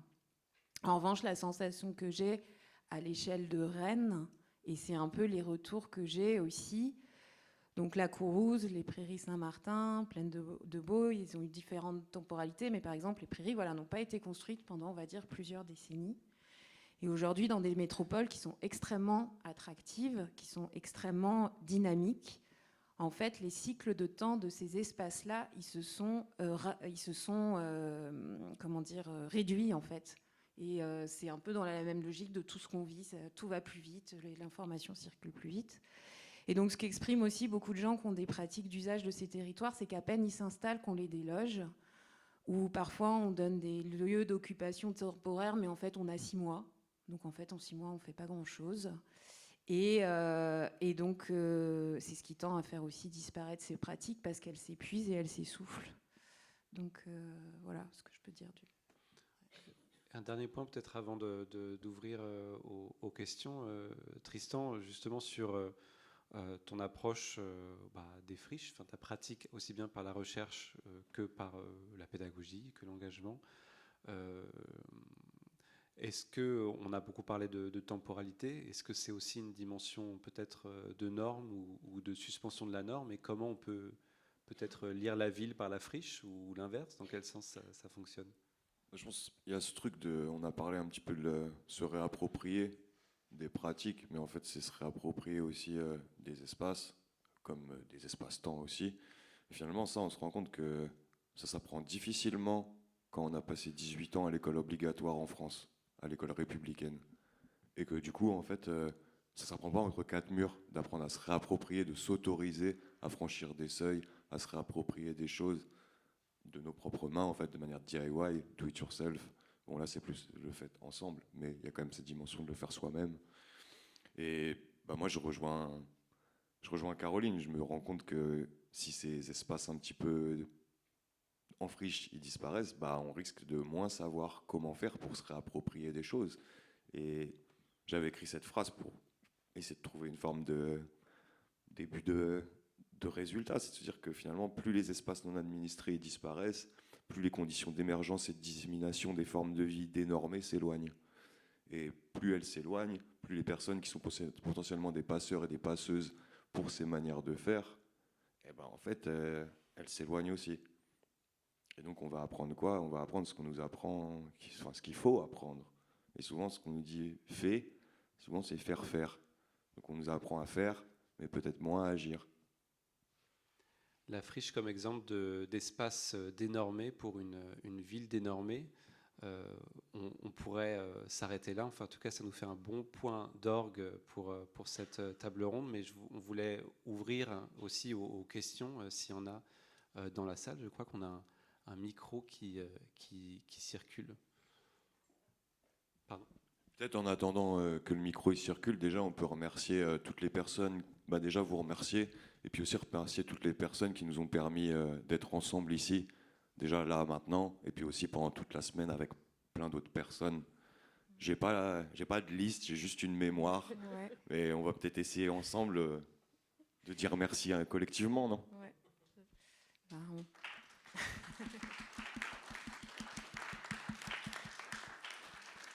Bien, on remercie l'Université Rennes 2 de nous accueillir dans ses murs et en particulier le service culturel d'avoir organisé, programmé cet événement. Il faut savoir que cet événement, il est enregistré, il va être traduit et il fait partie d'un programme qui s'appelle Emerge, qui réunit 9 universités, je crois, c'est ça? Oui, 9, je ne sais pas si... Oui, c'est ça. Qui sont toutes situées justement en marge de l'Europe. Et donc cette question-là est évidemment une question qui les concerne.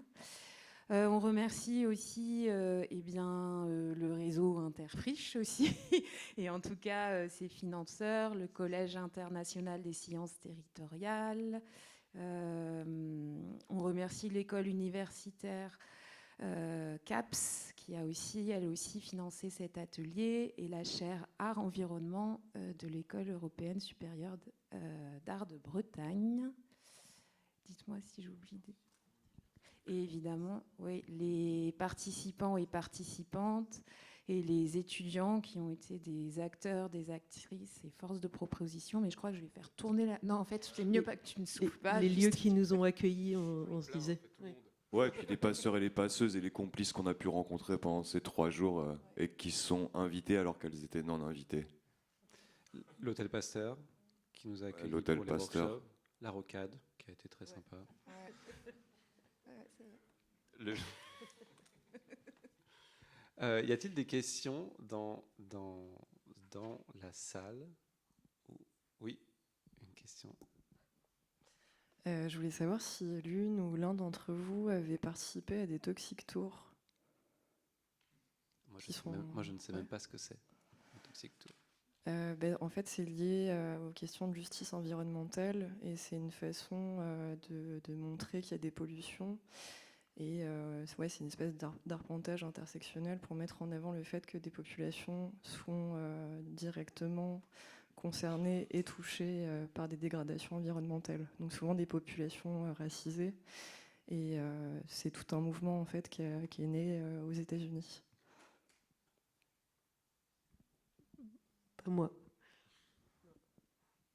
T'as grandi au bord du périph', mais t'as pas...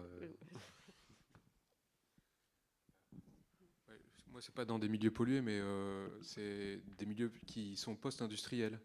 Et aujourd'hui qui deviennent pas uniquement des tours cachées, mais qui s'ouvrent au grand public. Donc je pense au tourisme industriel dans la vallée de la Roue, où en gros on passe d'anciennes friches qui sont devenues des lieux ou des milieux culturels, et où il y a une forme aussi de respect en fait de l'espace friche assez fort, moi je trouve, en Allemagne et notamment dans cette vallée où on a une logique de juste être dans le milieu, être dans la friche, c'est aussi une capacité. Alors je ne sais pas si c'est lié à la relation à la friche et l'intérêt ou pas d'aménager la friche ou de ne pas l'aménager, si c'est national, si c'est une volonté politique d'aménagement du territoire, et si ça serait intéressant de le comparer, et c'est ce qu'on fait, sous couvert de Christelle qui doit être quelque part, dans un projet qui s'appelle Sunloop. C'est un projet que le collectif Interfriche avec l'université de Mons, si je dis pas de bêtises, Fribourg également, et il y a une autre université en France, mais alors voilà, je suis pas dans le projet donc je maîtrise pas trop les choses, mais sur justement les politiques du zéro artificialisation nette et la position en fait des espaces dans ces politiques-là, et donc à la fois de manière cartographique et à la fois de manière plus philosophique et politique. Et le deuxième élément, c'est à Charleroi. Enfin, à Charleroi, il y a des tours des friches, quoi. Enfin, c'est pas une toxic tour, hein. C'est pas la boucle noire non plus, hein, parce que ça, je pense que c'est une course ou quelque chose comme ça. Mais il y a cette il y a un tourisme en fait des friches. Et donc, c'est pas exactement Toxic Tour, mais je pense que ça rejoint un petit peu ces questions-là, plus sur la question de la sanctuarisation, moins que de la pollution, enfin, ou l'environnement. Voilà. Juste peut-être pour ajouter, c'est vrai que pour revenir à la question de la sanctuarisation, un des modes de sanctuarisation, c'est quand les terres sont trop polluées et que du coup toutes les friches industrielles restent en place. Donc c'est assez ambigu finalement comme question justement sur ces friches qui sont en elles-mêmes des poisons. Et donc là, on peut aussi se poser la question. Moi, je ne sais pas dans quelle mesure, du coup, le fait d'aller les arpenter, d'emmener des gens pour les arpenter, à quel moment aussi ça peut poser problème juste pour la santé. Mais par contre, c'est vrai qu'il nous arrive, enfin moi, il m'arrive effectivement d'arpenter des zones comme ça, par contre. Ouais. Et on touche potentiellement à la bioremédiation aussi, c'est comment on se repose sur la nature, enfin sur la faune, sur la flore, notamment sur la flore, pour nettoyer un terrain pollué par l'humain et pour le remettre, et paradoxalement pour le remettre dans le circuit du développement foncier, une fois que la terre est bien nettoyée.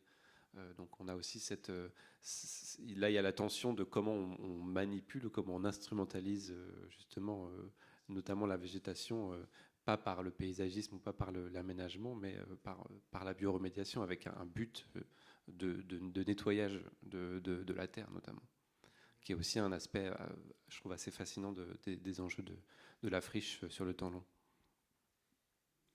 Y a-t-il une autre question ?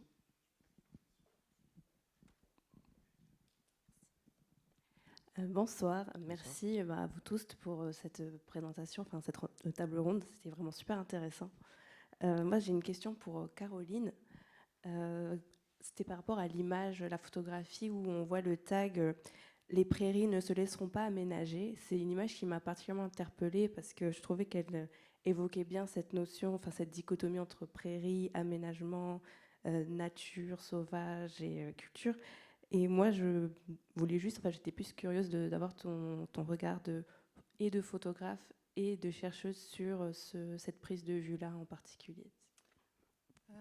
En fait, cette prise de vue, c'est l'une des premières que j'ai faites quand j'ai arpenté le territoire, et parce que pour moi, elle rendait lisible la lutte qui existait sur ce territoire. En fait, il n'y avait rien à écrire à côté. J'ai parlé beaucoup d'écriture. Là, en fait, c'était inscrit sur le mur.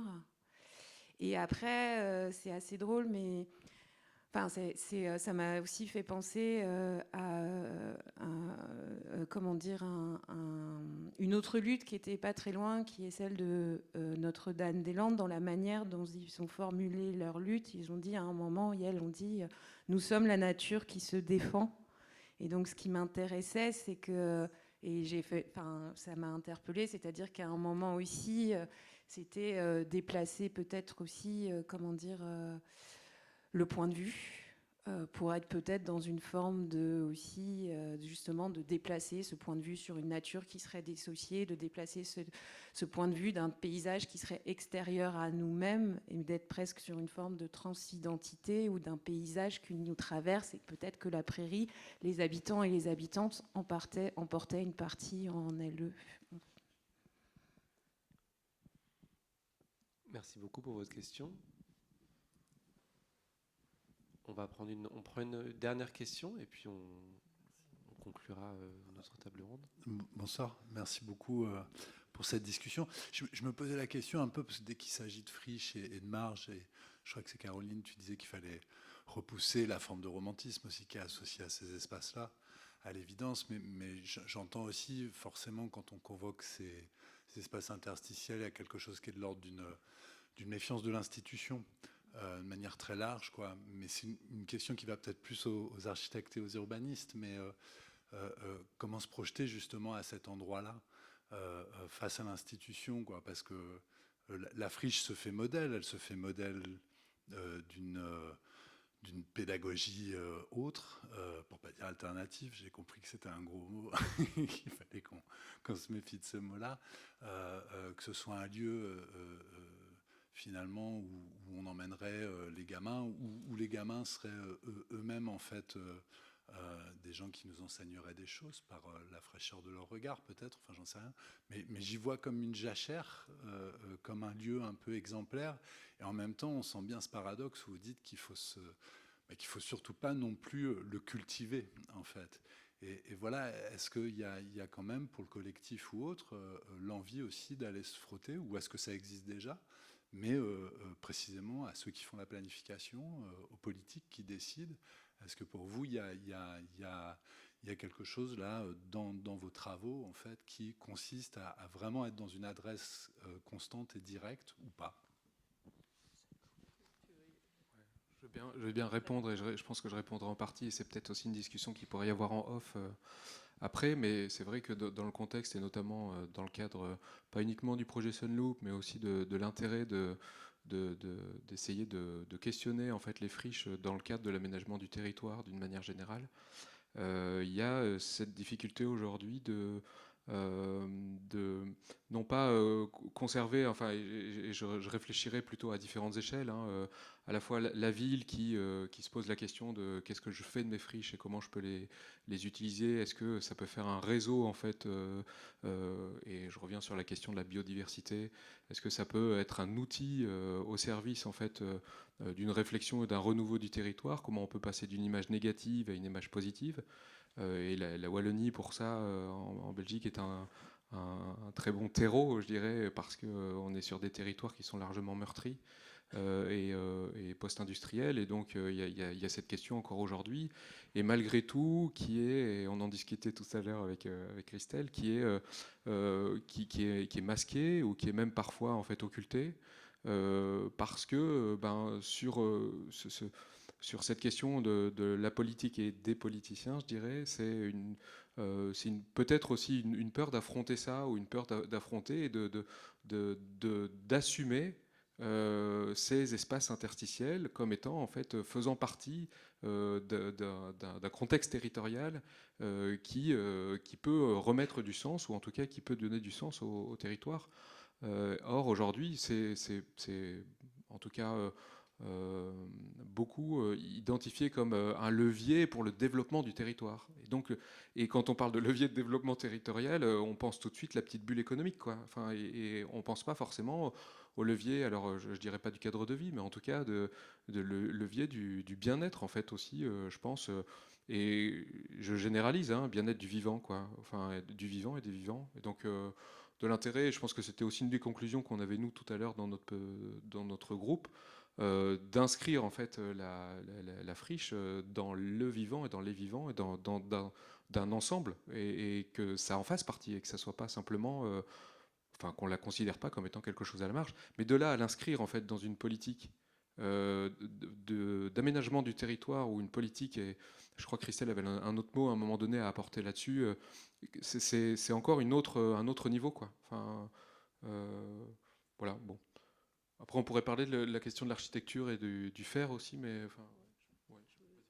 Juste pour compléter, peut-être, en fait, on peut revenir aux expériences pédagogiques. En fait, nous, ce qu'on apprend aux étudiants aujourd'hui dans beaucoup d'écoles, alors plutôt dans les écoles de design, je ne sais pas tout ce qui se passe dans les écoles d'architecture, moi je suis dans une école de design, mais c'est justement la question de la transformation douce, de la transformation lente, et justement tout ce qu'on vous a montré là aussi sur l'enquête, on apprend aux étudiants, mais c'est des pratiques qui existent depuis, qui se développent et qui se renforcent depuis une trentaine d'années. Nous, c'est là-dessus qu'on mène les recherches avec le groupe de recherche. C'est comment, à partir de l'enquête longue sur le territoire, on va être capable de fabriquer les récits qui vont pouvoir se mettre en lien avec les politiques publiques, avec les institutions, et on va pouvoir leur raconter leur territoire tel qu'il est, où sont les leviers de transformation, où sont les endroits où il ne faut pas transformer, mais maintenir. Mais la transformation, elle se fait en fait dans l'imaginaire que les promoteurs, ils sont plus durs à atteindre, mais ça marche aussi. En fait, tout ce travail de pédagogie, dans le sens large, de raconter autrement en fait ce qu'est le territoire, ce qu'il a déjà là, de potentiel qui ne sont que à activer, ou à désactiver, en fait, ça fait partie maintenant du travail du designer, de l'architecte, du paysagiste, du concepteur de manière générale, pour dire, en fait, le monde, on n'est pas obligé de le transformer à coups de bêches, de grues et de béton. Mais pour moi, le béton, c'est pas tant le sujet, mais c'est plus les grandes planifications. En fait, ce temps-là, il est un peu révolu. Mais comment, en passant un temps long en immersion sur le territoire pour comprendre comment il fonctionne, à un moment, on est capable de dire, là, il faut soustraire, là, on peut additionner, mais de manière chirurgicale, là, on a juste à transformer la manière dont les voisins et les voisines et les politiques publiques se préoccupent du lieu et en prennent soin. Et en fait, c'est juste que on peut transformer en fait la manière de concevoir et de se mettre en lien. Alors je dis pas que c'est pour demain, mais en tout cas c'est quand même en train de pousser d'un peu partout, à la fois aussi bien dans les écoles que dans le monde professionnel. Et c'est en train de prendre aussi de la valeur professionnelle, et il y a des gens qui arrivent à vivre de ça aussi, quoi. Des jeunes architectes ou designers ou paysagistes qui sont capables de dire à leurs clients, votre cahier des charges, il n'est pas bon. Donc on va le retravailler d'abord ensemble, et ensuite je vais répondre à votre appel d'offres et vous reformuler le problème. C'est une matière de pédagogie et de réponse à plein d'égards. On pourrait même dire éduquer les financeurs, et que c'est peut-être instituant progressivement. Oui, c'est vrai, étudier les financeurs, étudier les promoteurs, enfin c'est une question de... Voilà, la norme, elle est réglementaire, elle est juridique, mais elle est aussi sociale et culturelle. Et donc ces enjeux-là, c'est aussi là où une exposition, un livre de photographie, un livre d'art va aussi jouer là-dessus, en montrant un paysage qui n'est pas forcément, qui n'est pas perçu comme étant accessible. Mais c'est à double tranchant. Enfin, là, on parle des pouvoirs publics, mais tu parles aussi des pouvoirs privés et des aménageurs, à un moment donné, le verre est à la mode, et donc qui utilisent aussi ça comme étant un faire-valoir pour vendre plus cher, potentiellement. Et donc, c'est aussi un risque vis-à-vis de ça, quoi. Et en même temps, c'est une manière et une clé d'entrée. Enfin, je veux dire, nous, on est relativement confrontés à ça quand on doit travailler avec des architectes sur des projets d'aménagement où, en gros, le paysagiste, il place du verre, quoi. Et donc, comment c'est aller un petit peu plus loin, proposer des réflexions sur, par exemple, alors c'est un principe qui existe déjà depuis de nombreuses années, mais la gestion différenciée. C'est-à-dire de se dire, là, on attend, on fauchera une fois par an, là, on peut faucher un peu plus, là, on laisse pousser, et on arrive en fait à travailler et à essayer d'avoir des espaces qui sont ce qu'on appelle en régénération spontanée, quoi, qui vont être protégés pendant un certain temps et qui potentiellement s'enfrichent un peu. Mais comme on disait, c'est une friche cultivée. C'est pas une friche innée, c'est pas une friche spontanée, quoi. Et voilà, c'est tout le travail aussi de réflexion sur qu'est-ce qui reste spontané, enfin, et la relation aussi sur est-ce que la nature elle existe encore en Europe, a priori plus. Enfin, il y a beaucoup d'espaces qui sont artificiels. On a très peu d'espaces naturels. Les seules forêts qui pouvaient exister, c'était dans les Carpates, et je pense bien que ça vient d'être rasé il n'y a pas si longtemps que ça pour les besoins économiques, quoi. Et donc, en soi, bon, voilà. Je pense que sur on pourrait continuer à débattre. Ouais. Simon, Tristan, Marion et Caroline, merci beaucoup pour cette table ronde et pour avoir partagé votre travail, vos travaux, et vos différentes approches. Merci Justinien d'avoir aussi nous aidé à débattre sur ces questions. Merci à toutes et tous de votre présence ce soir. Merci encore, et à l'Université de Rennes 2 de nous avoir accueillis pour cette conférence. Merci beaucoup, bonne soirée.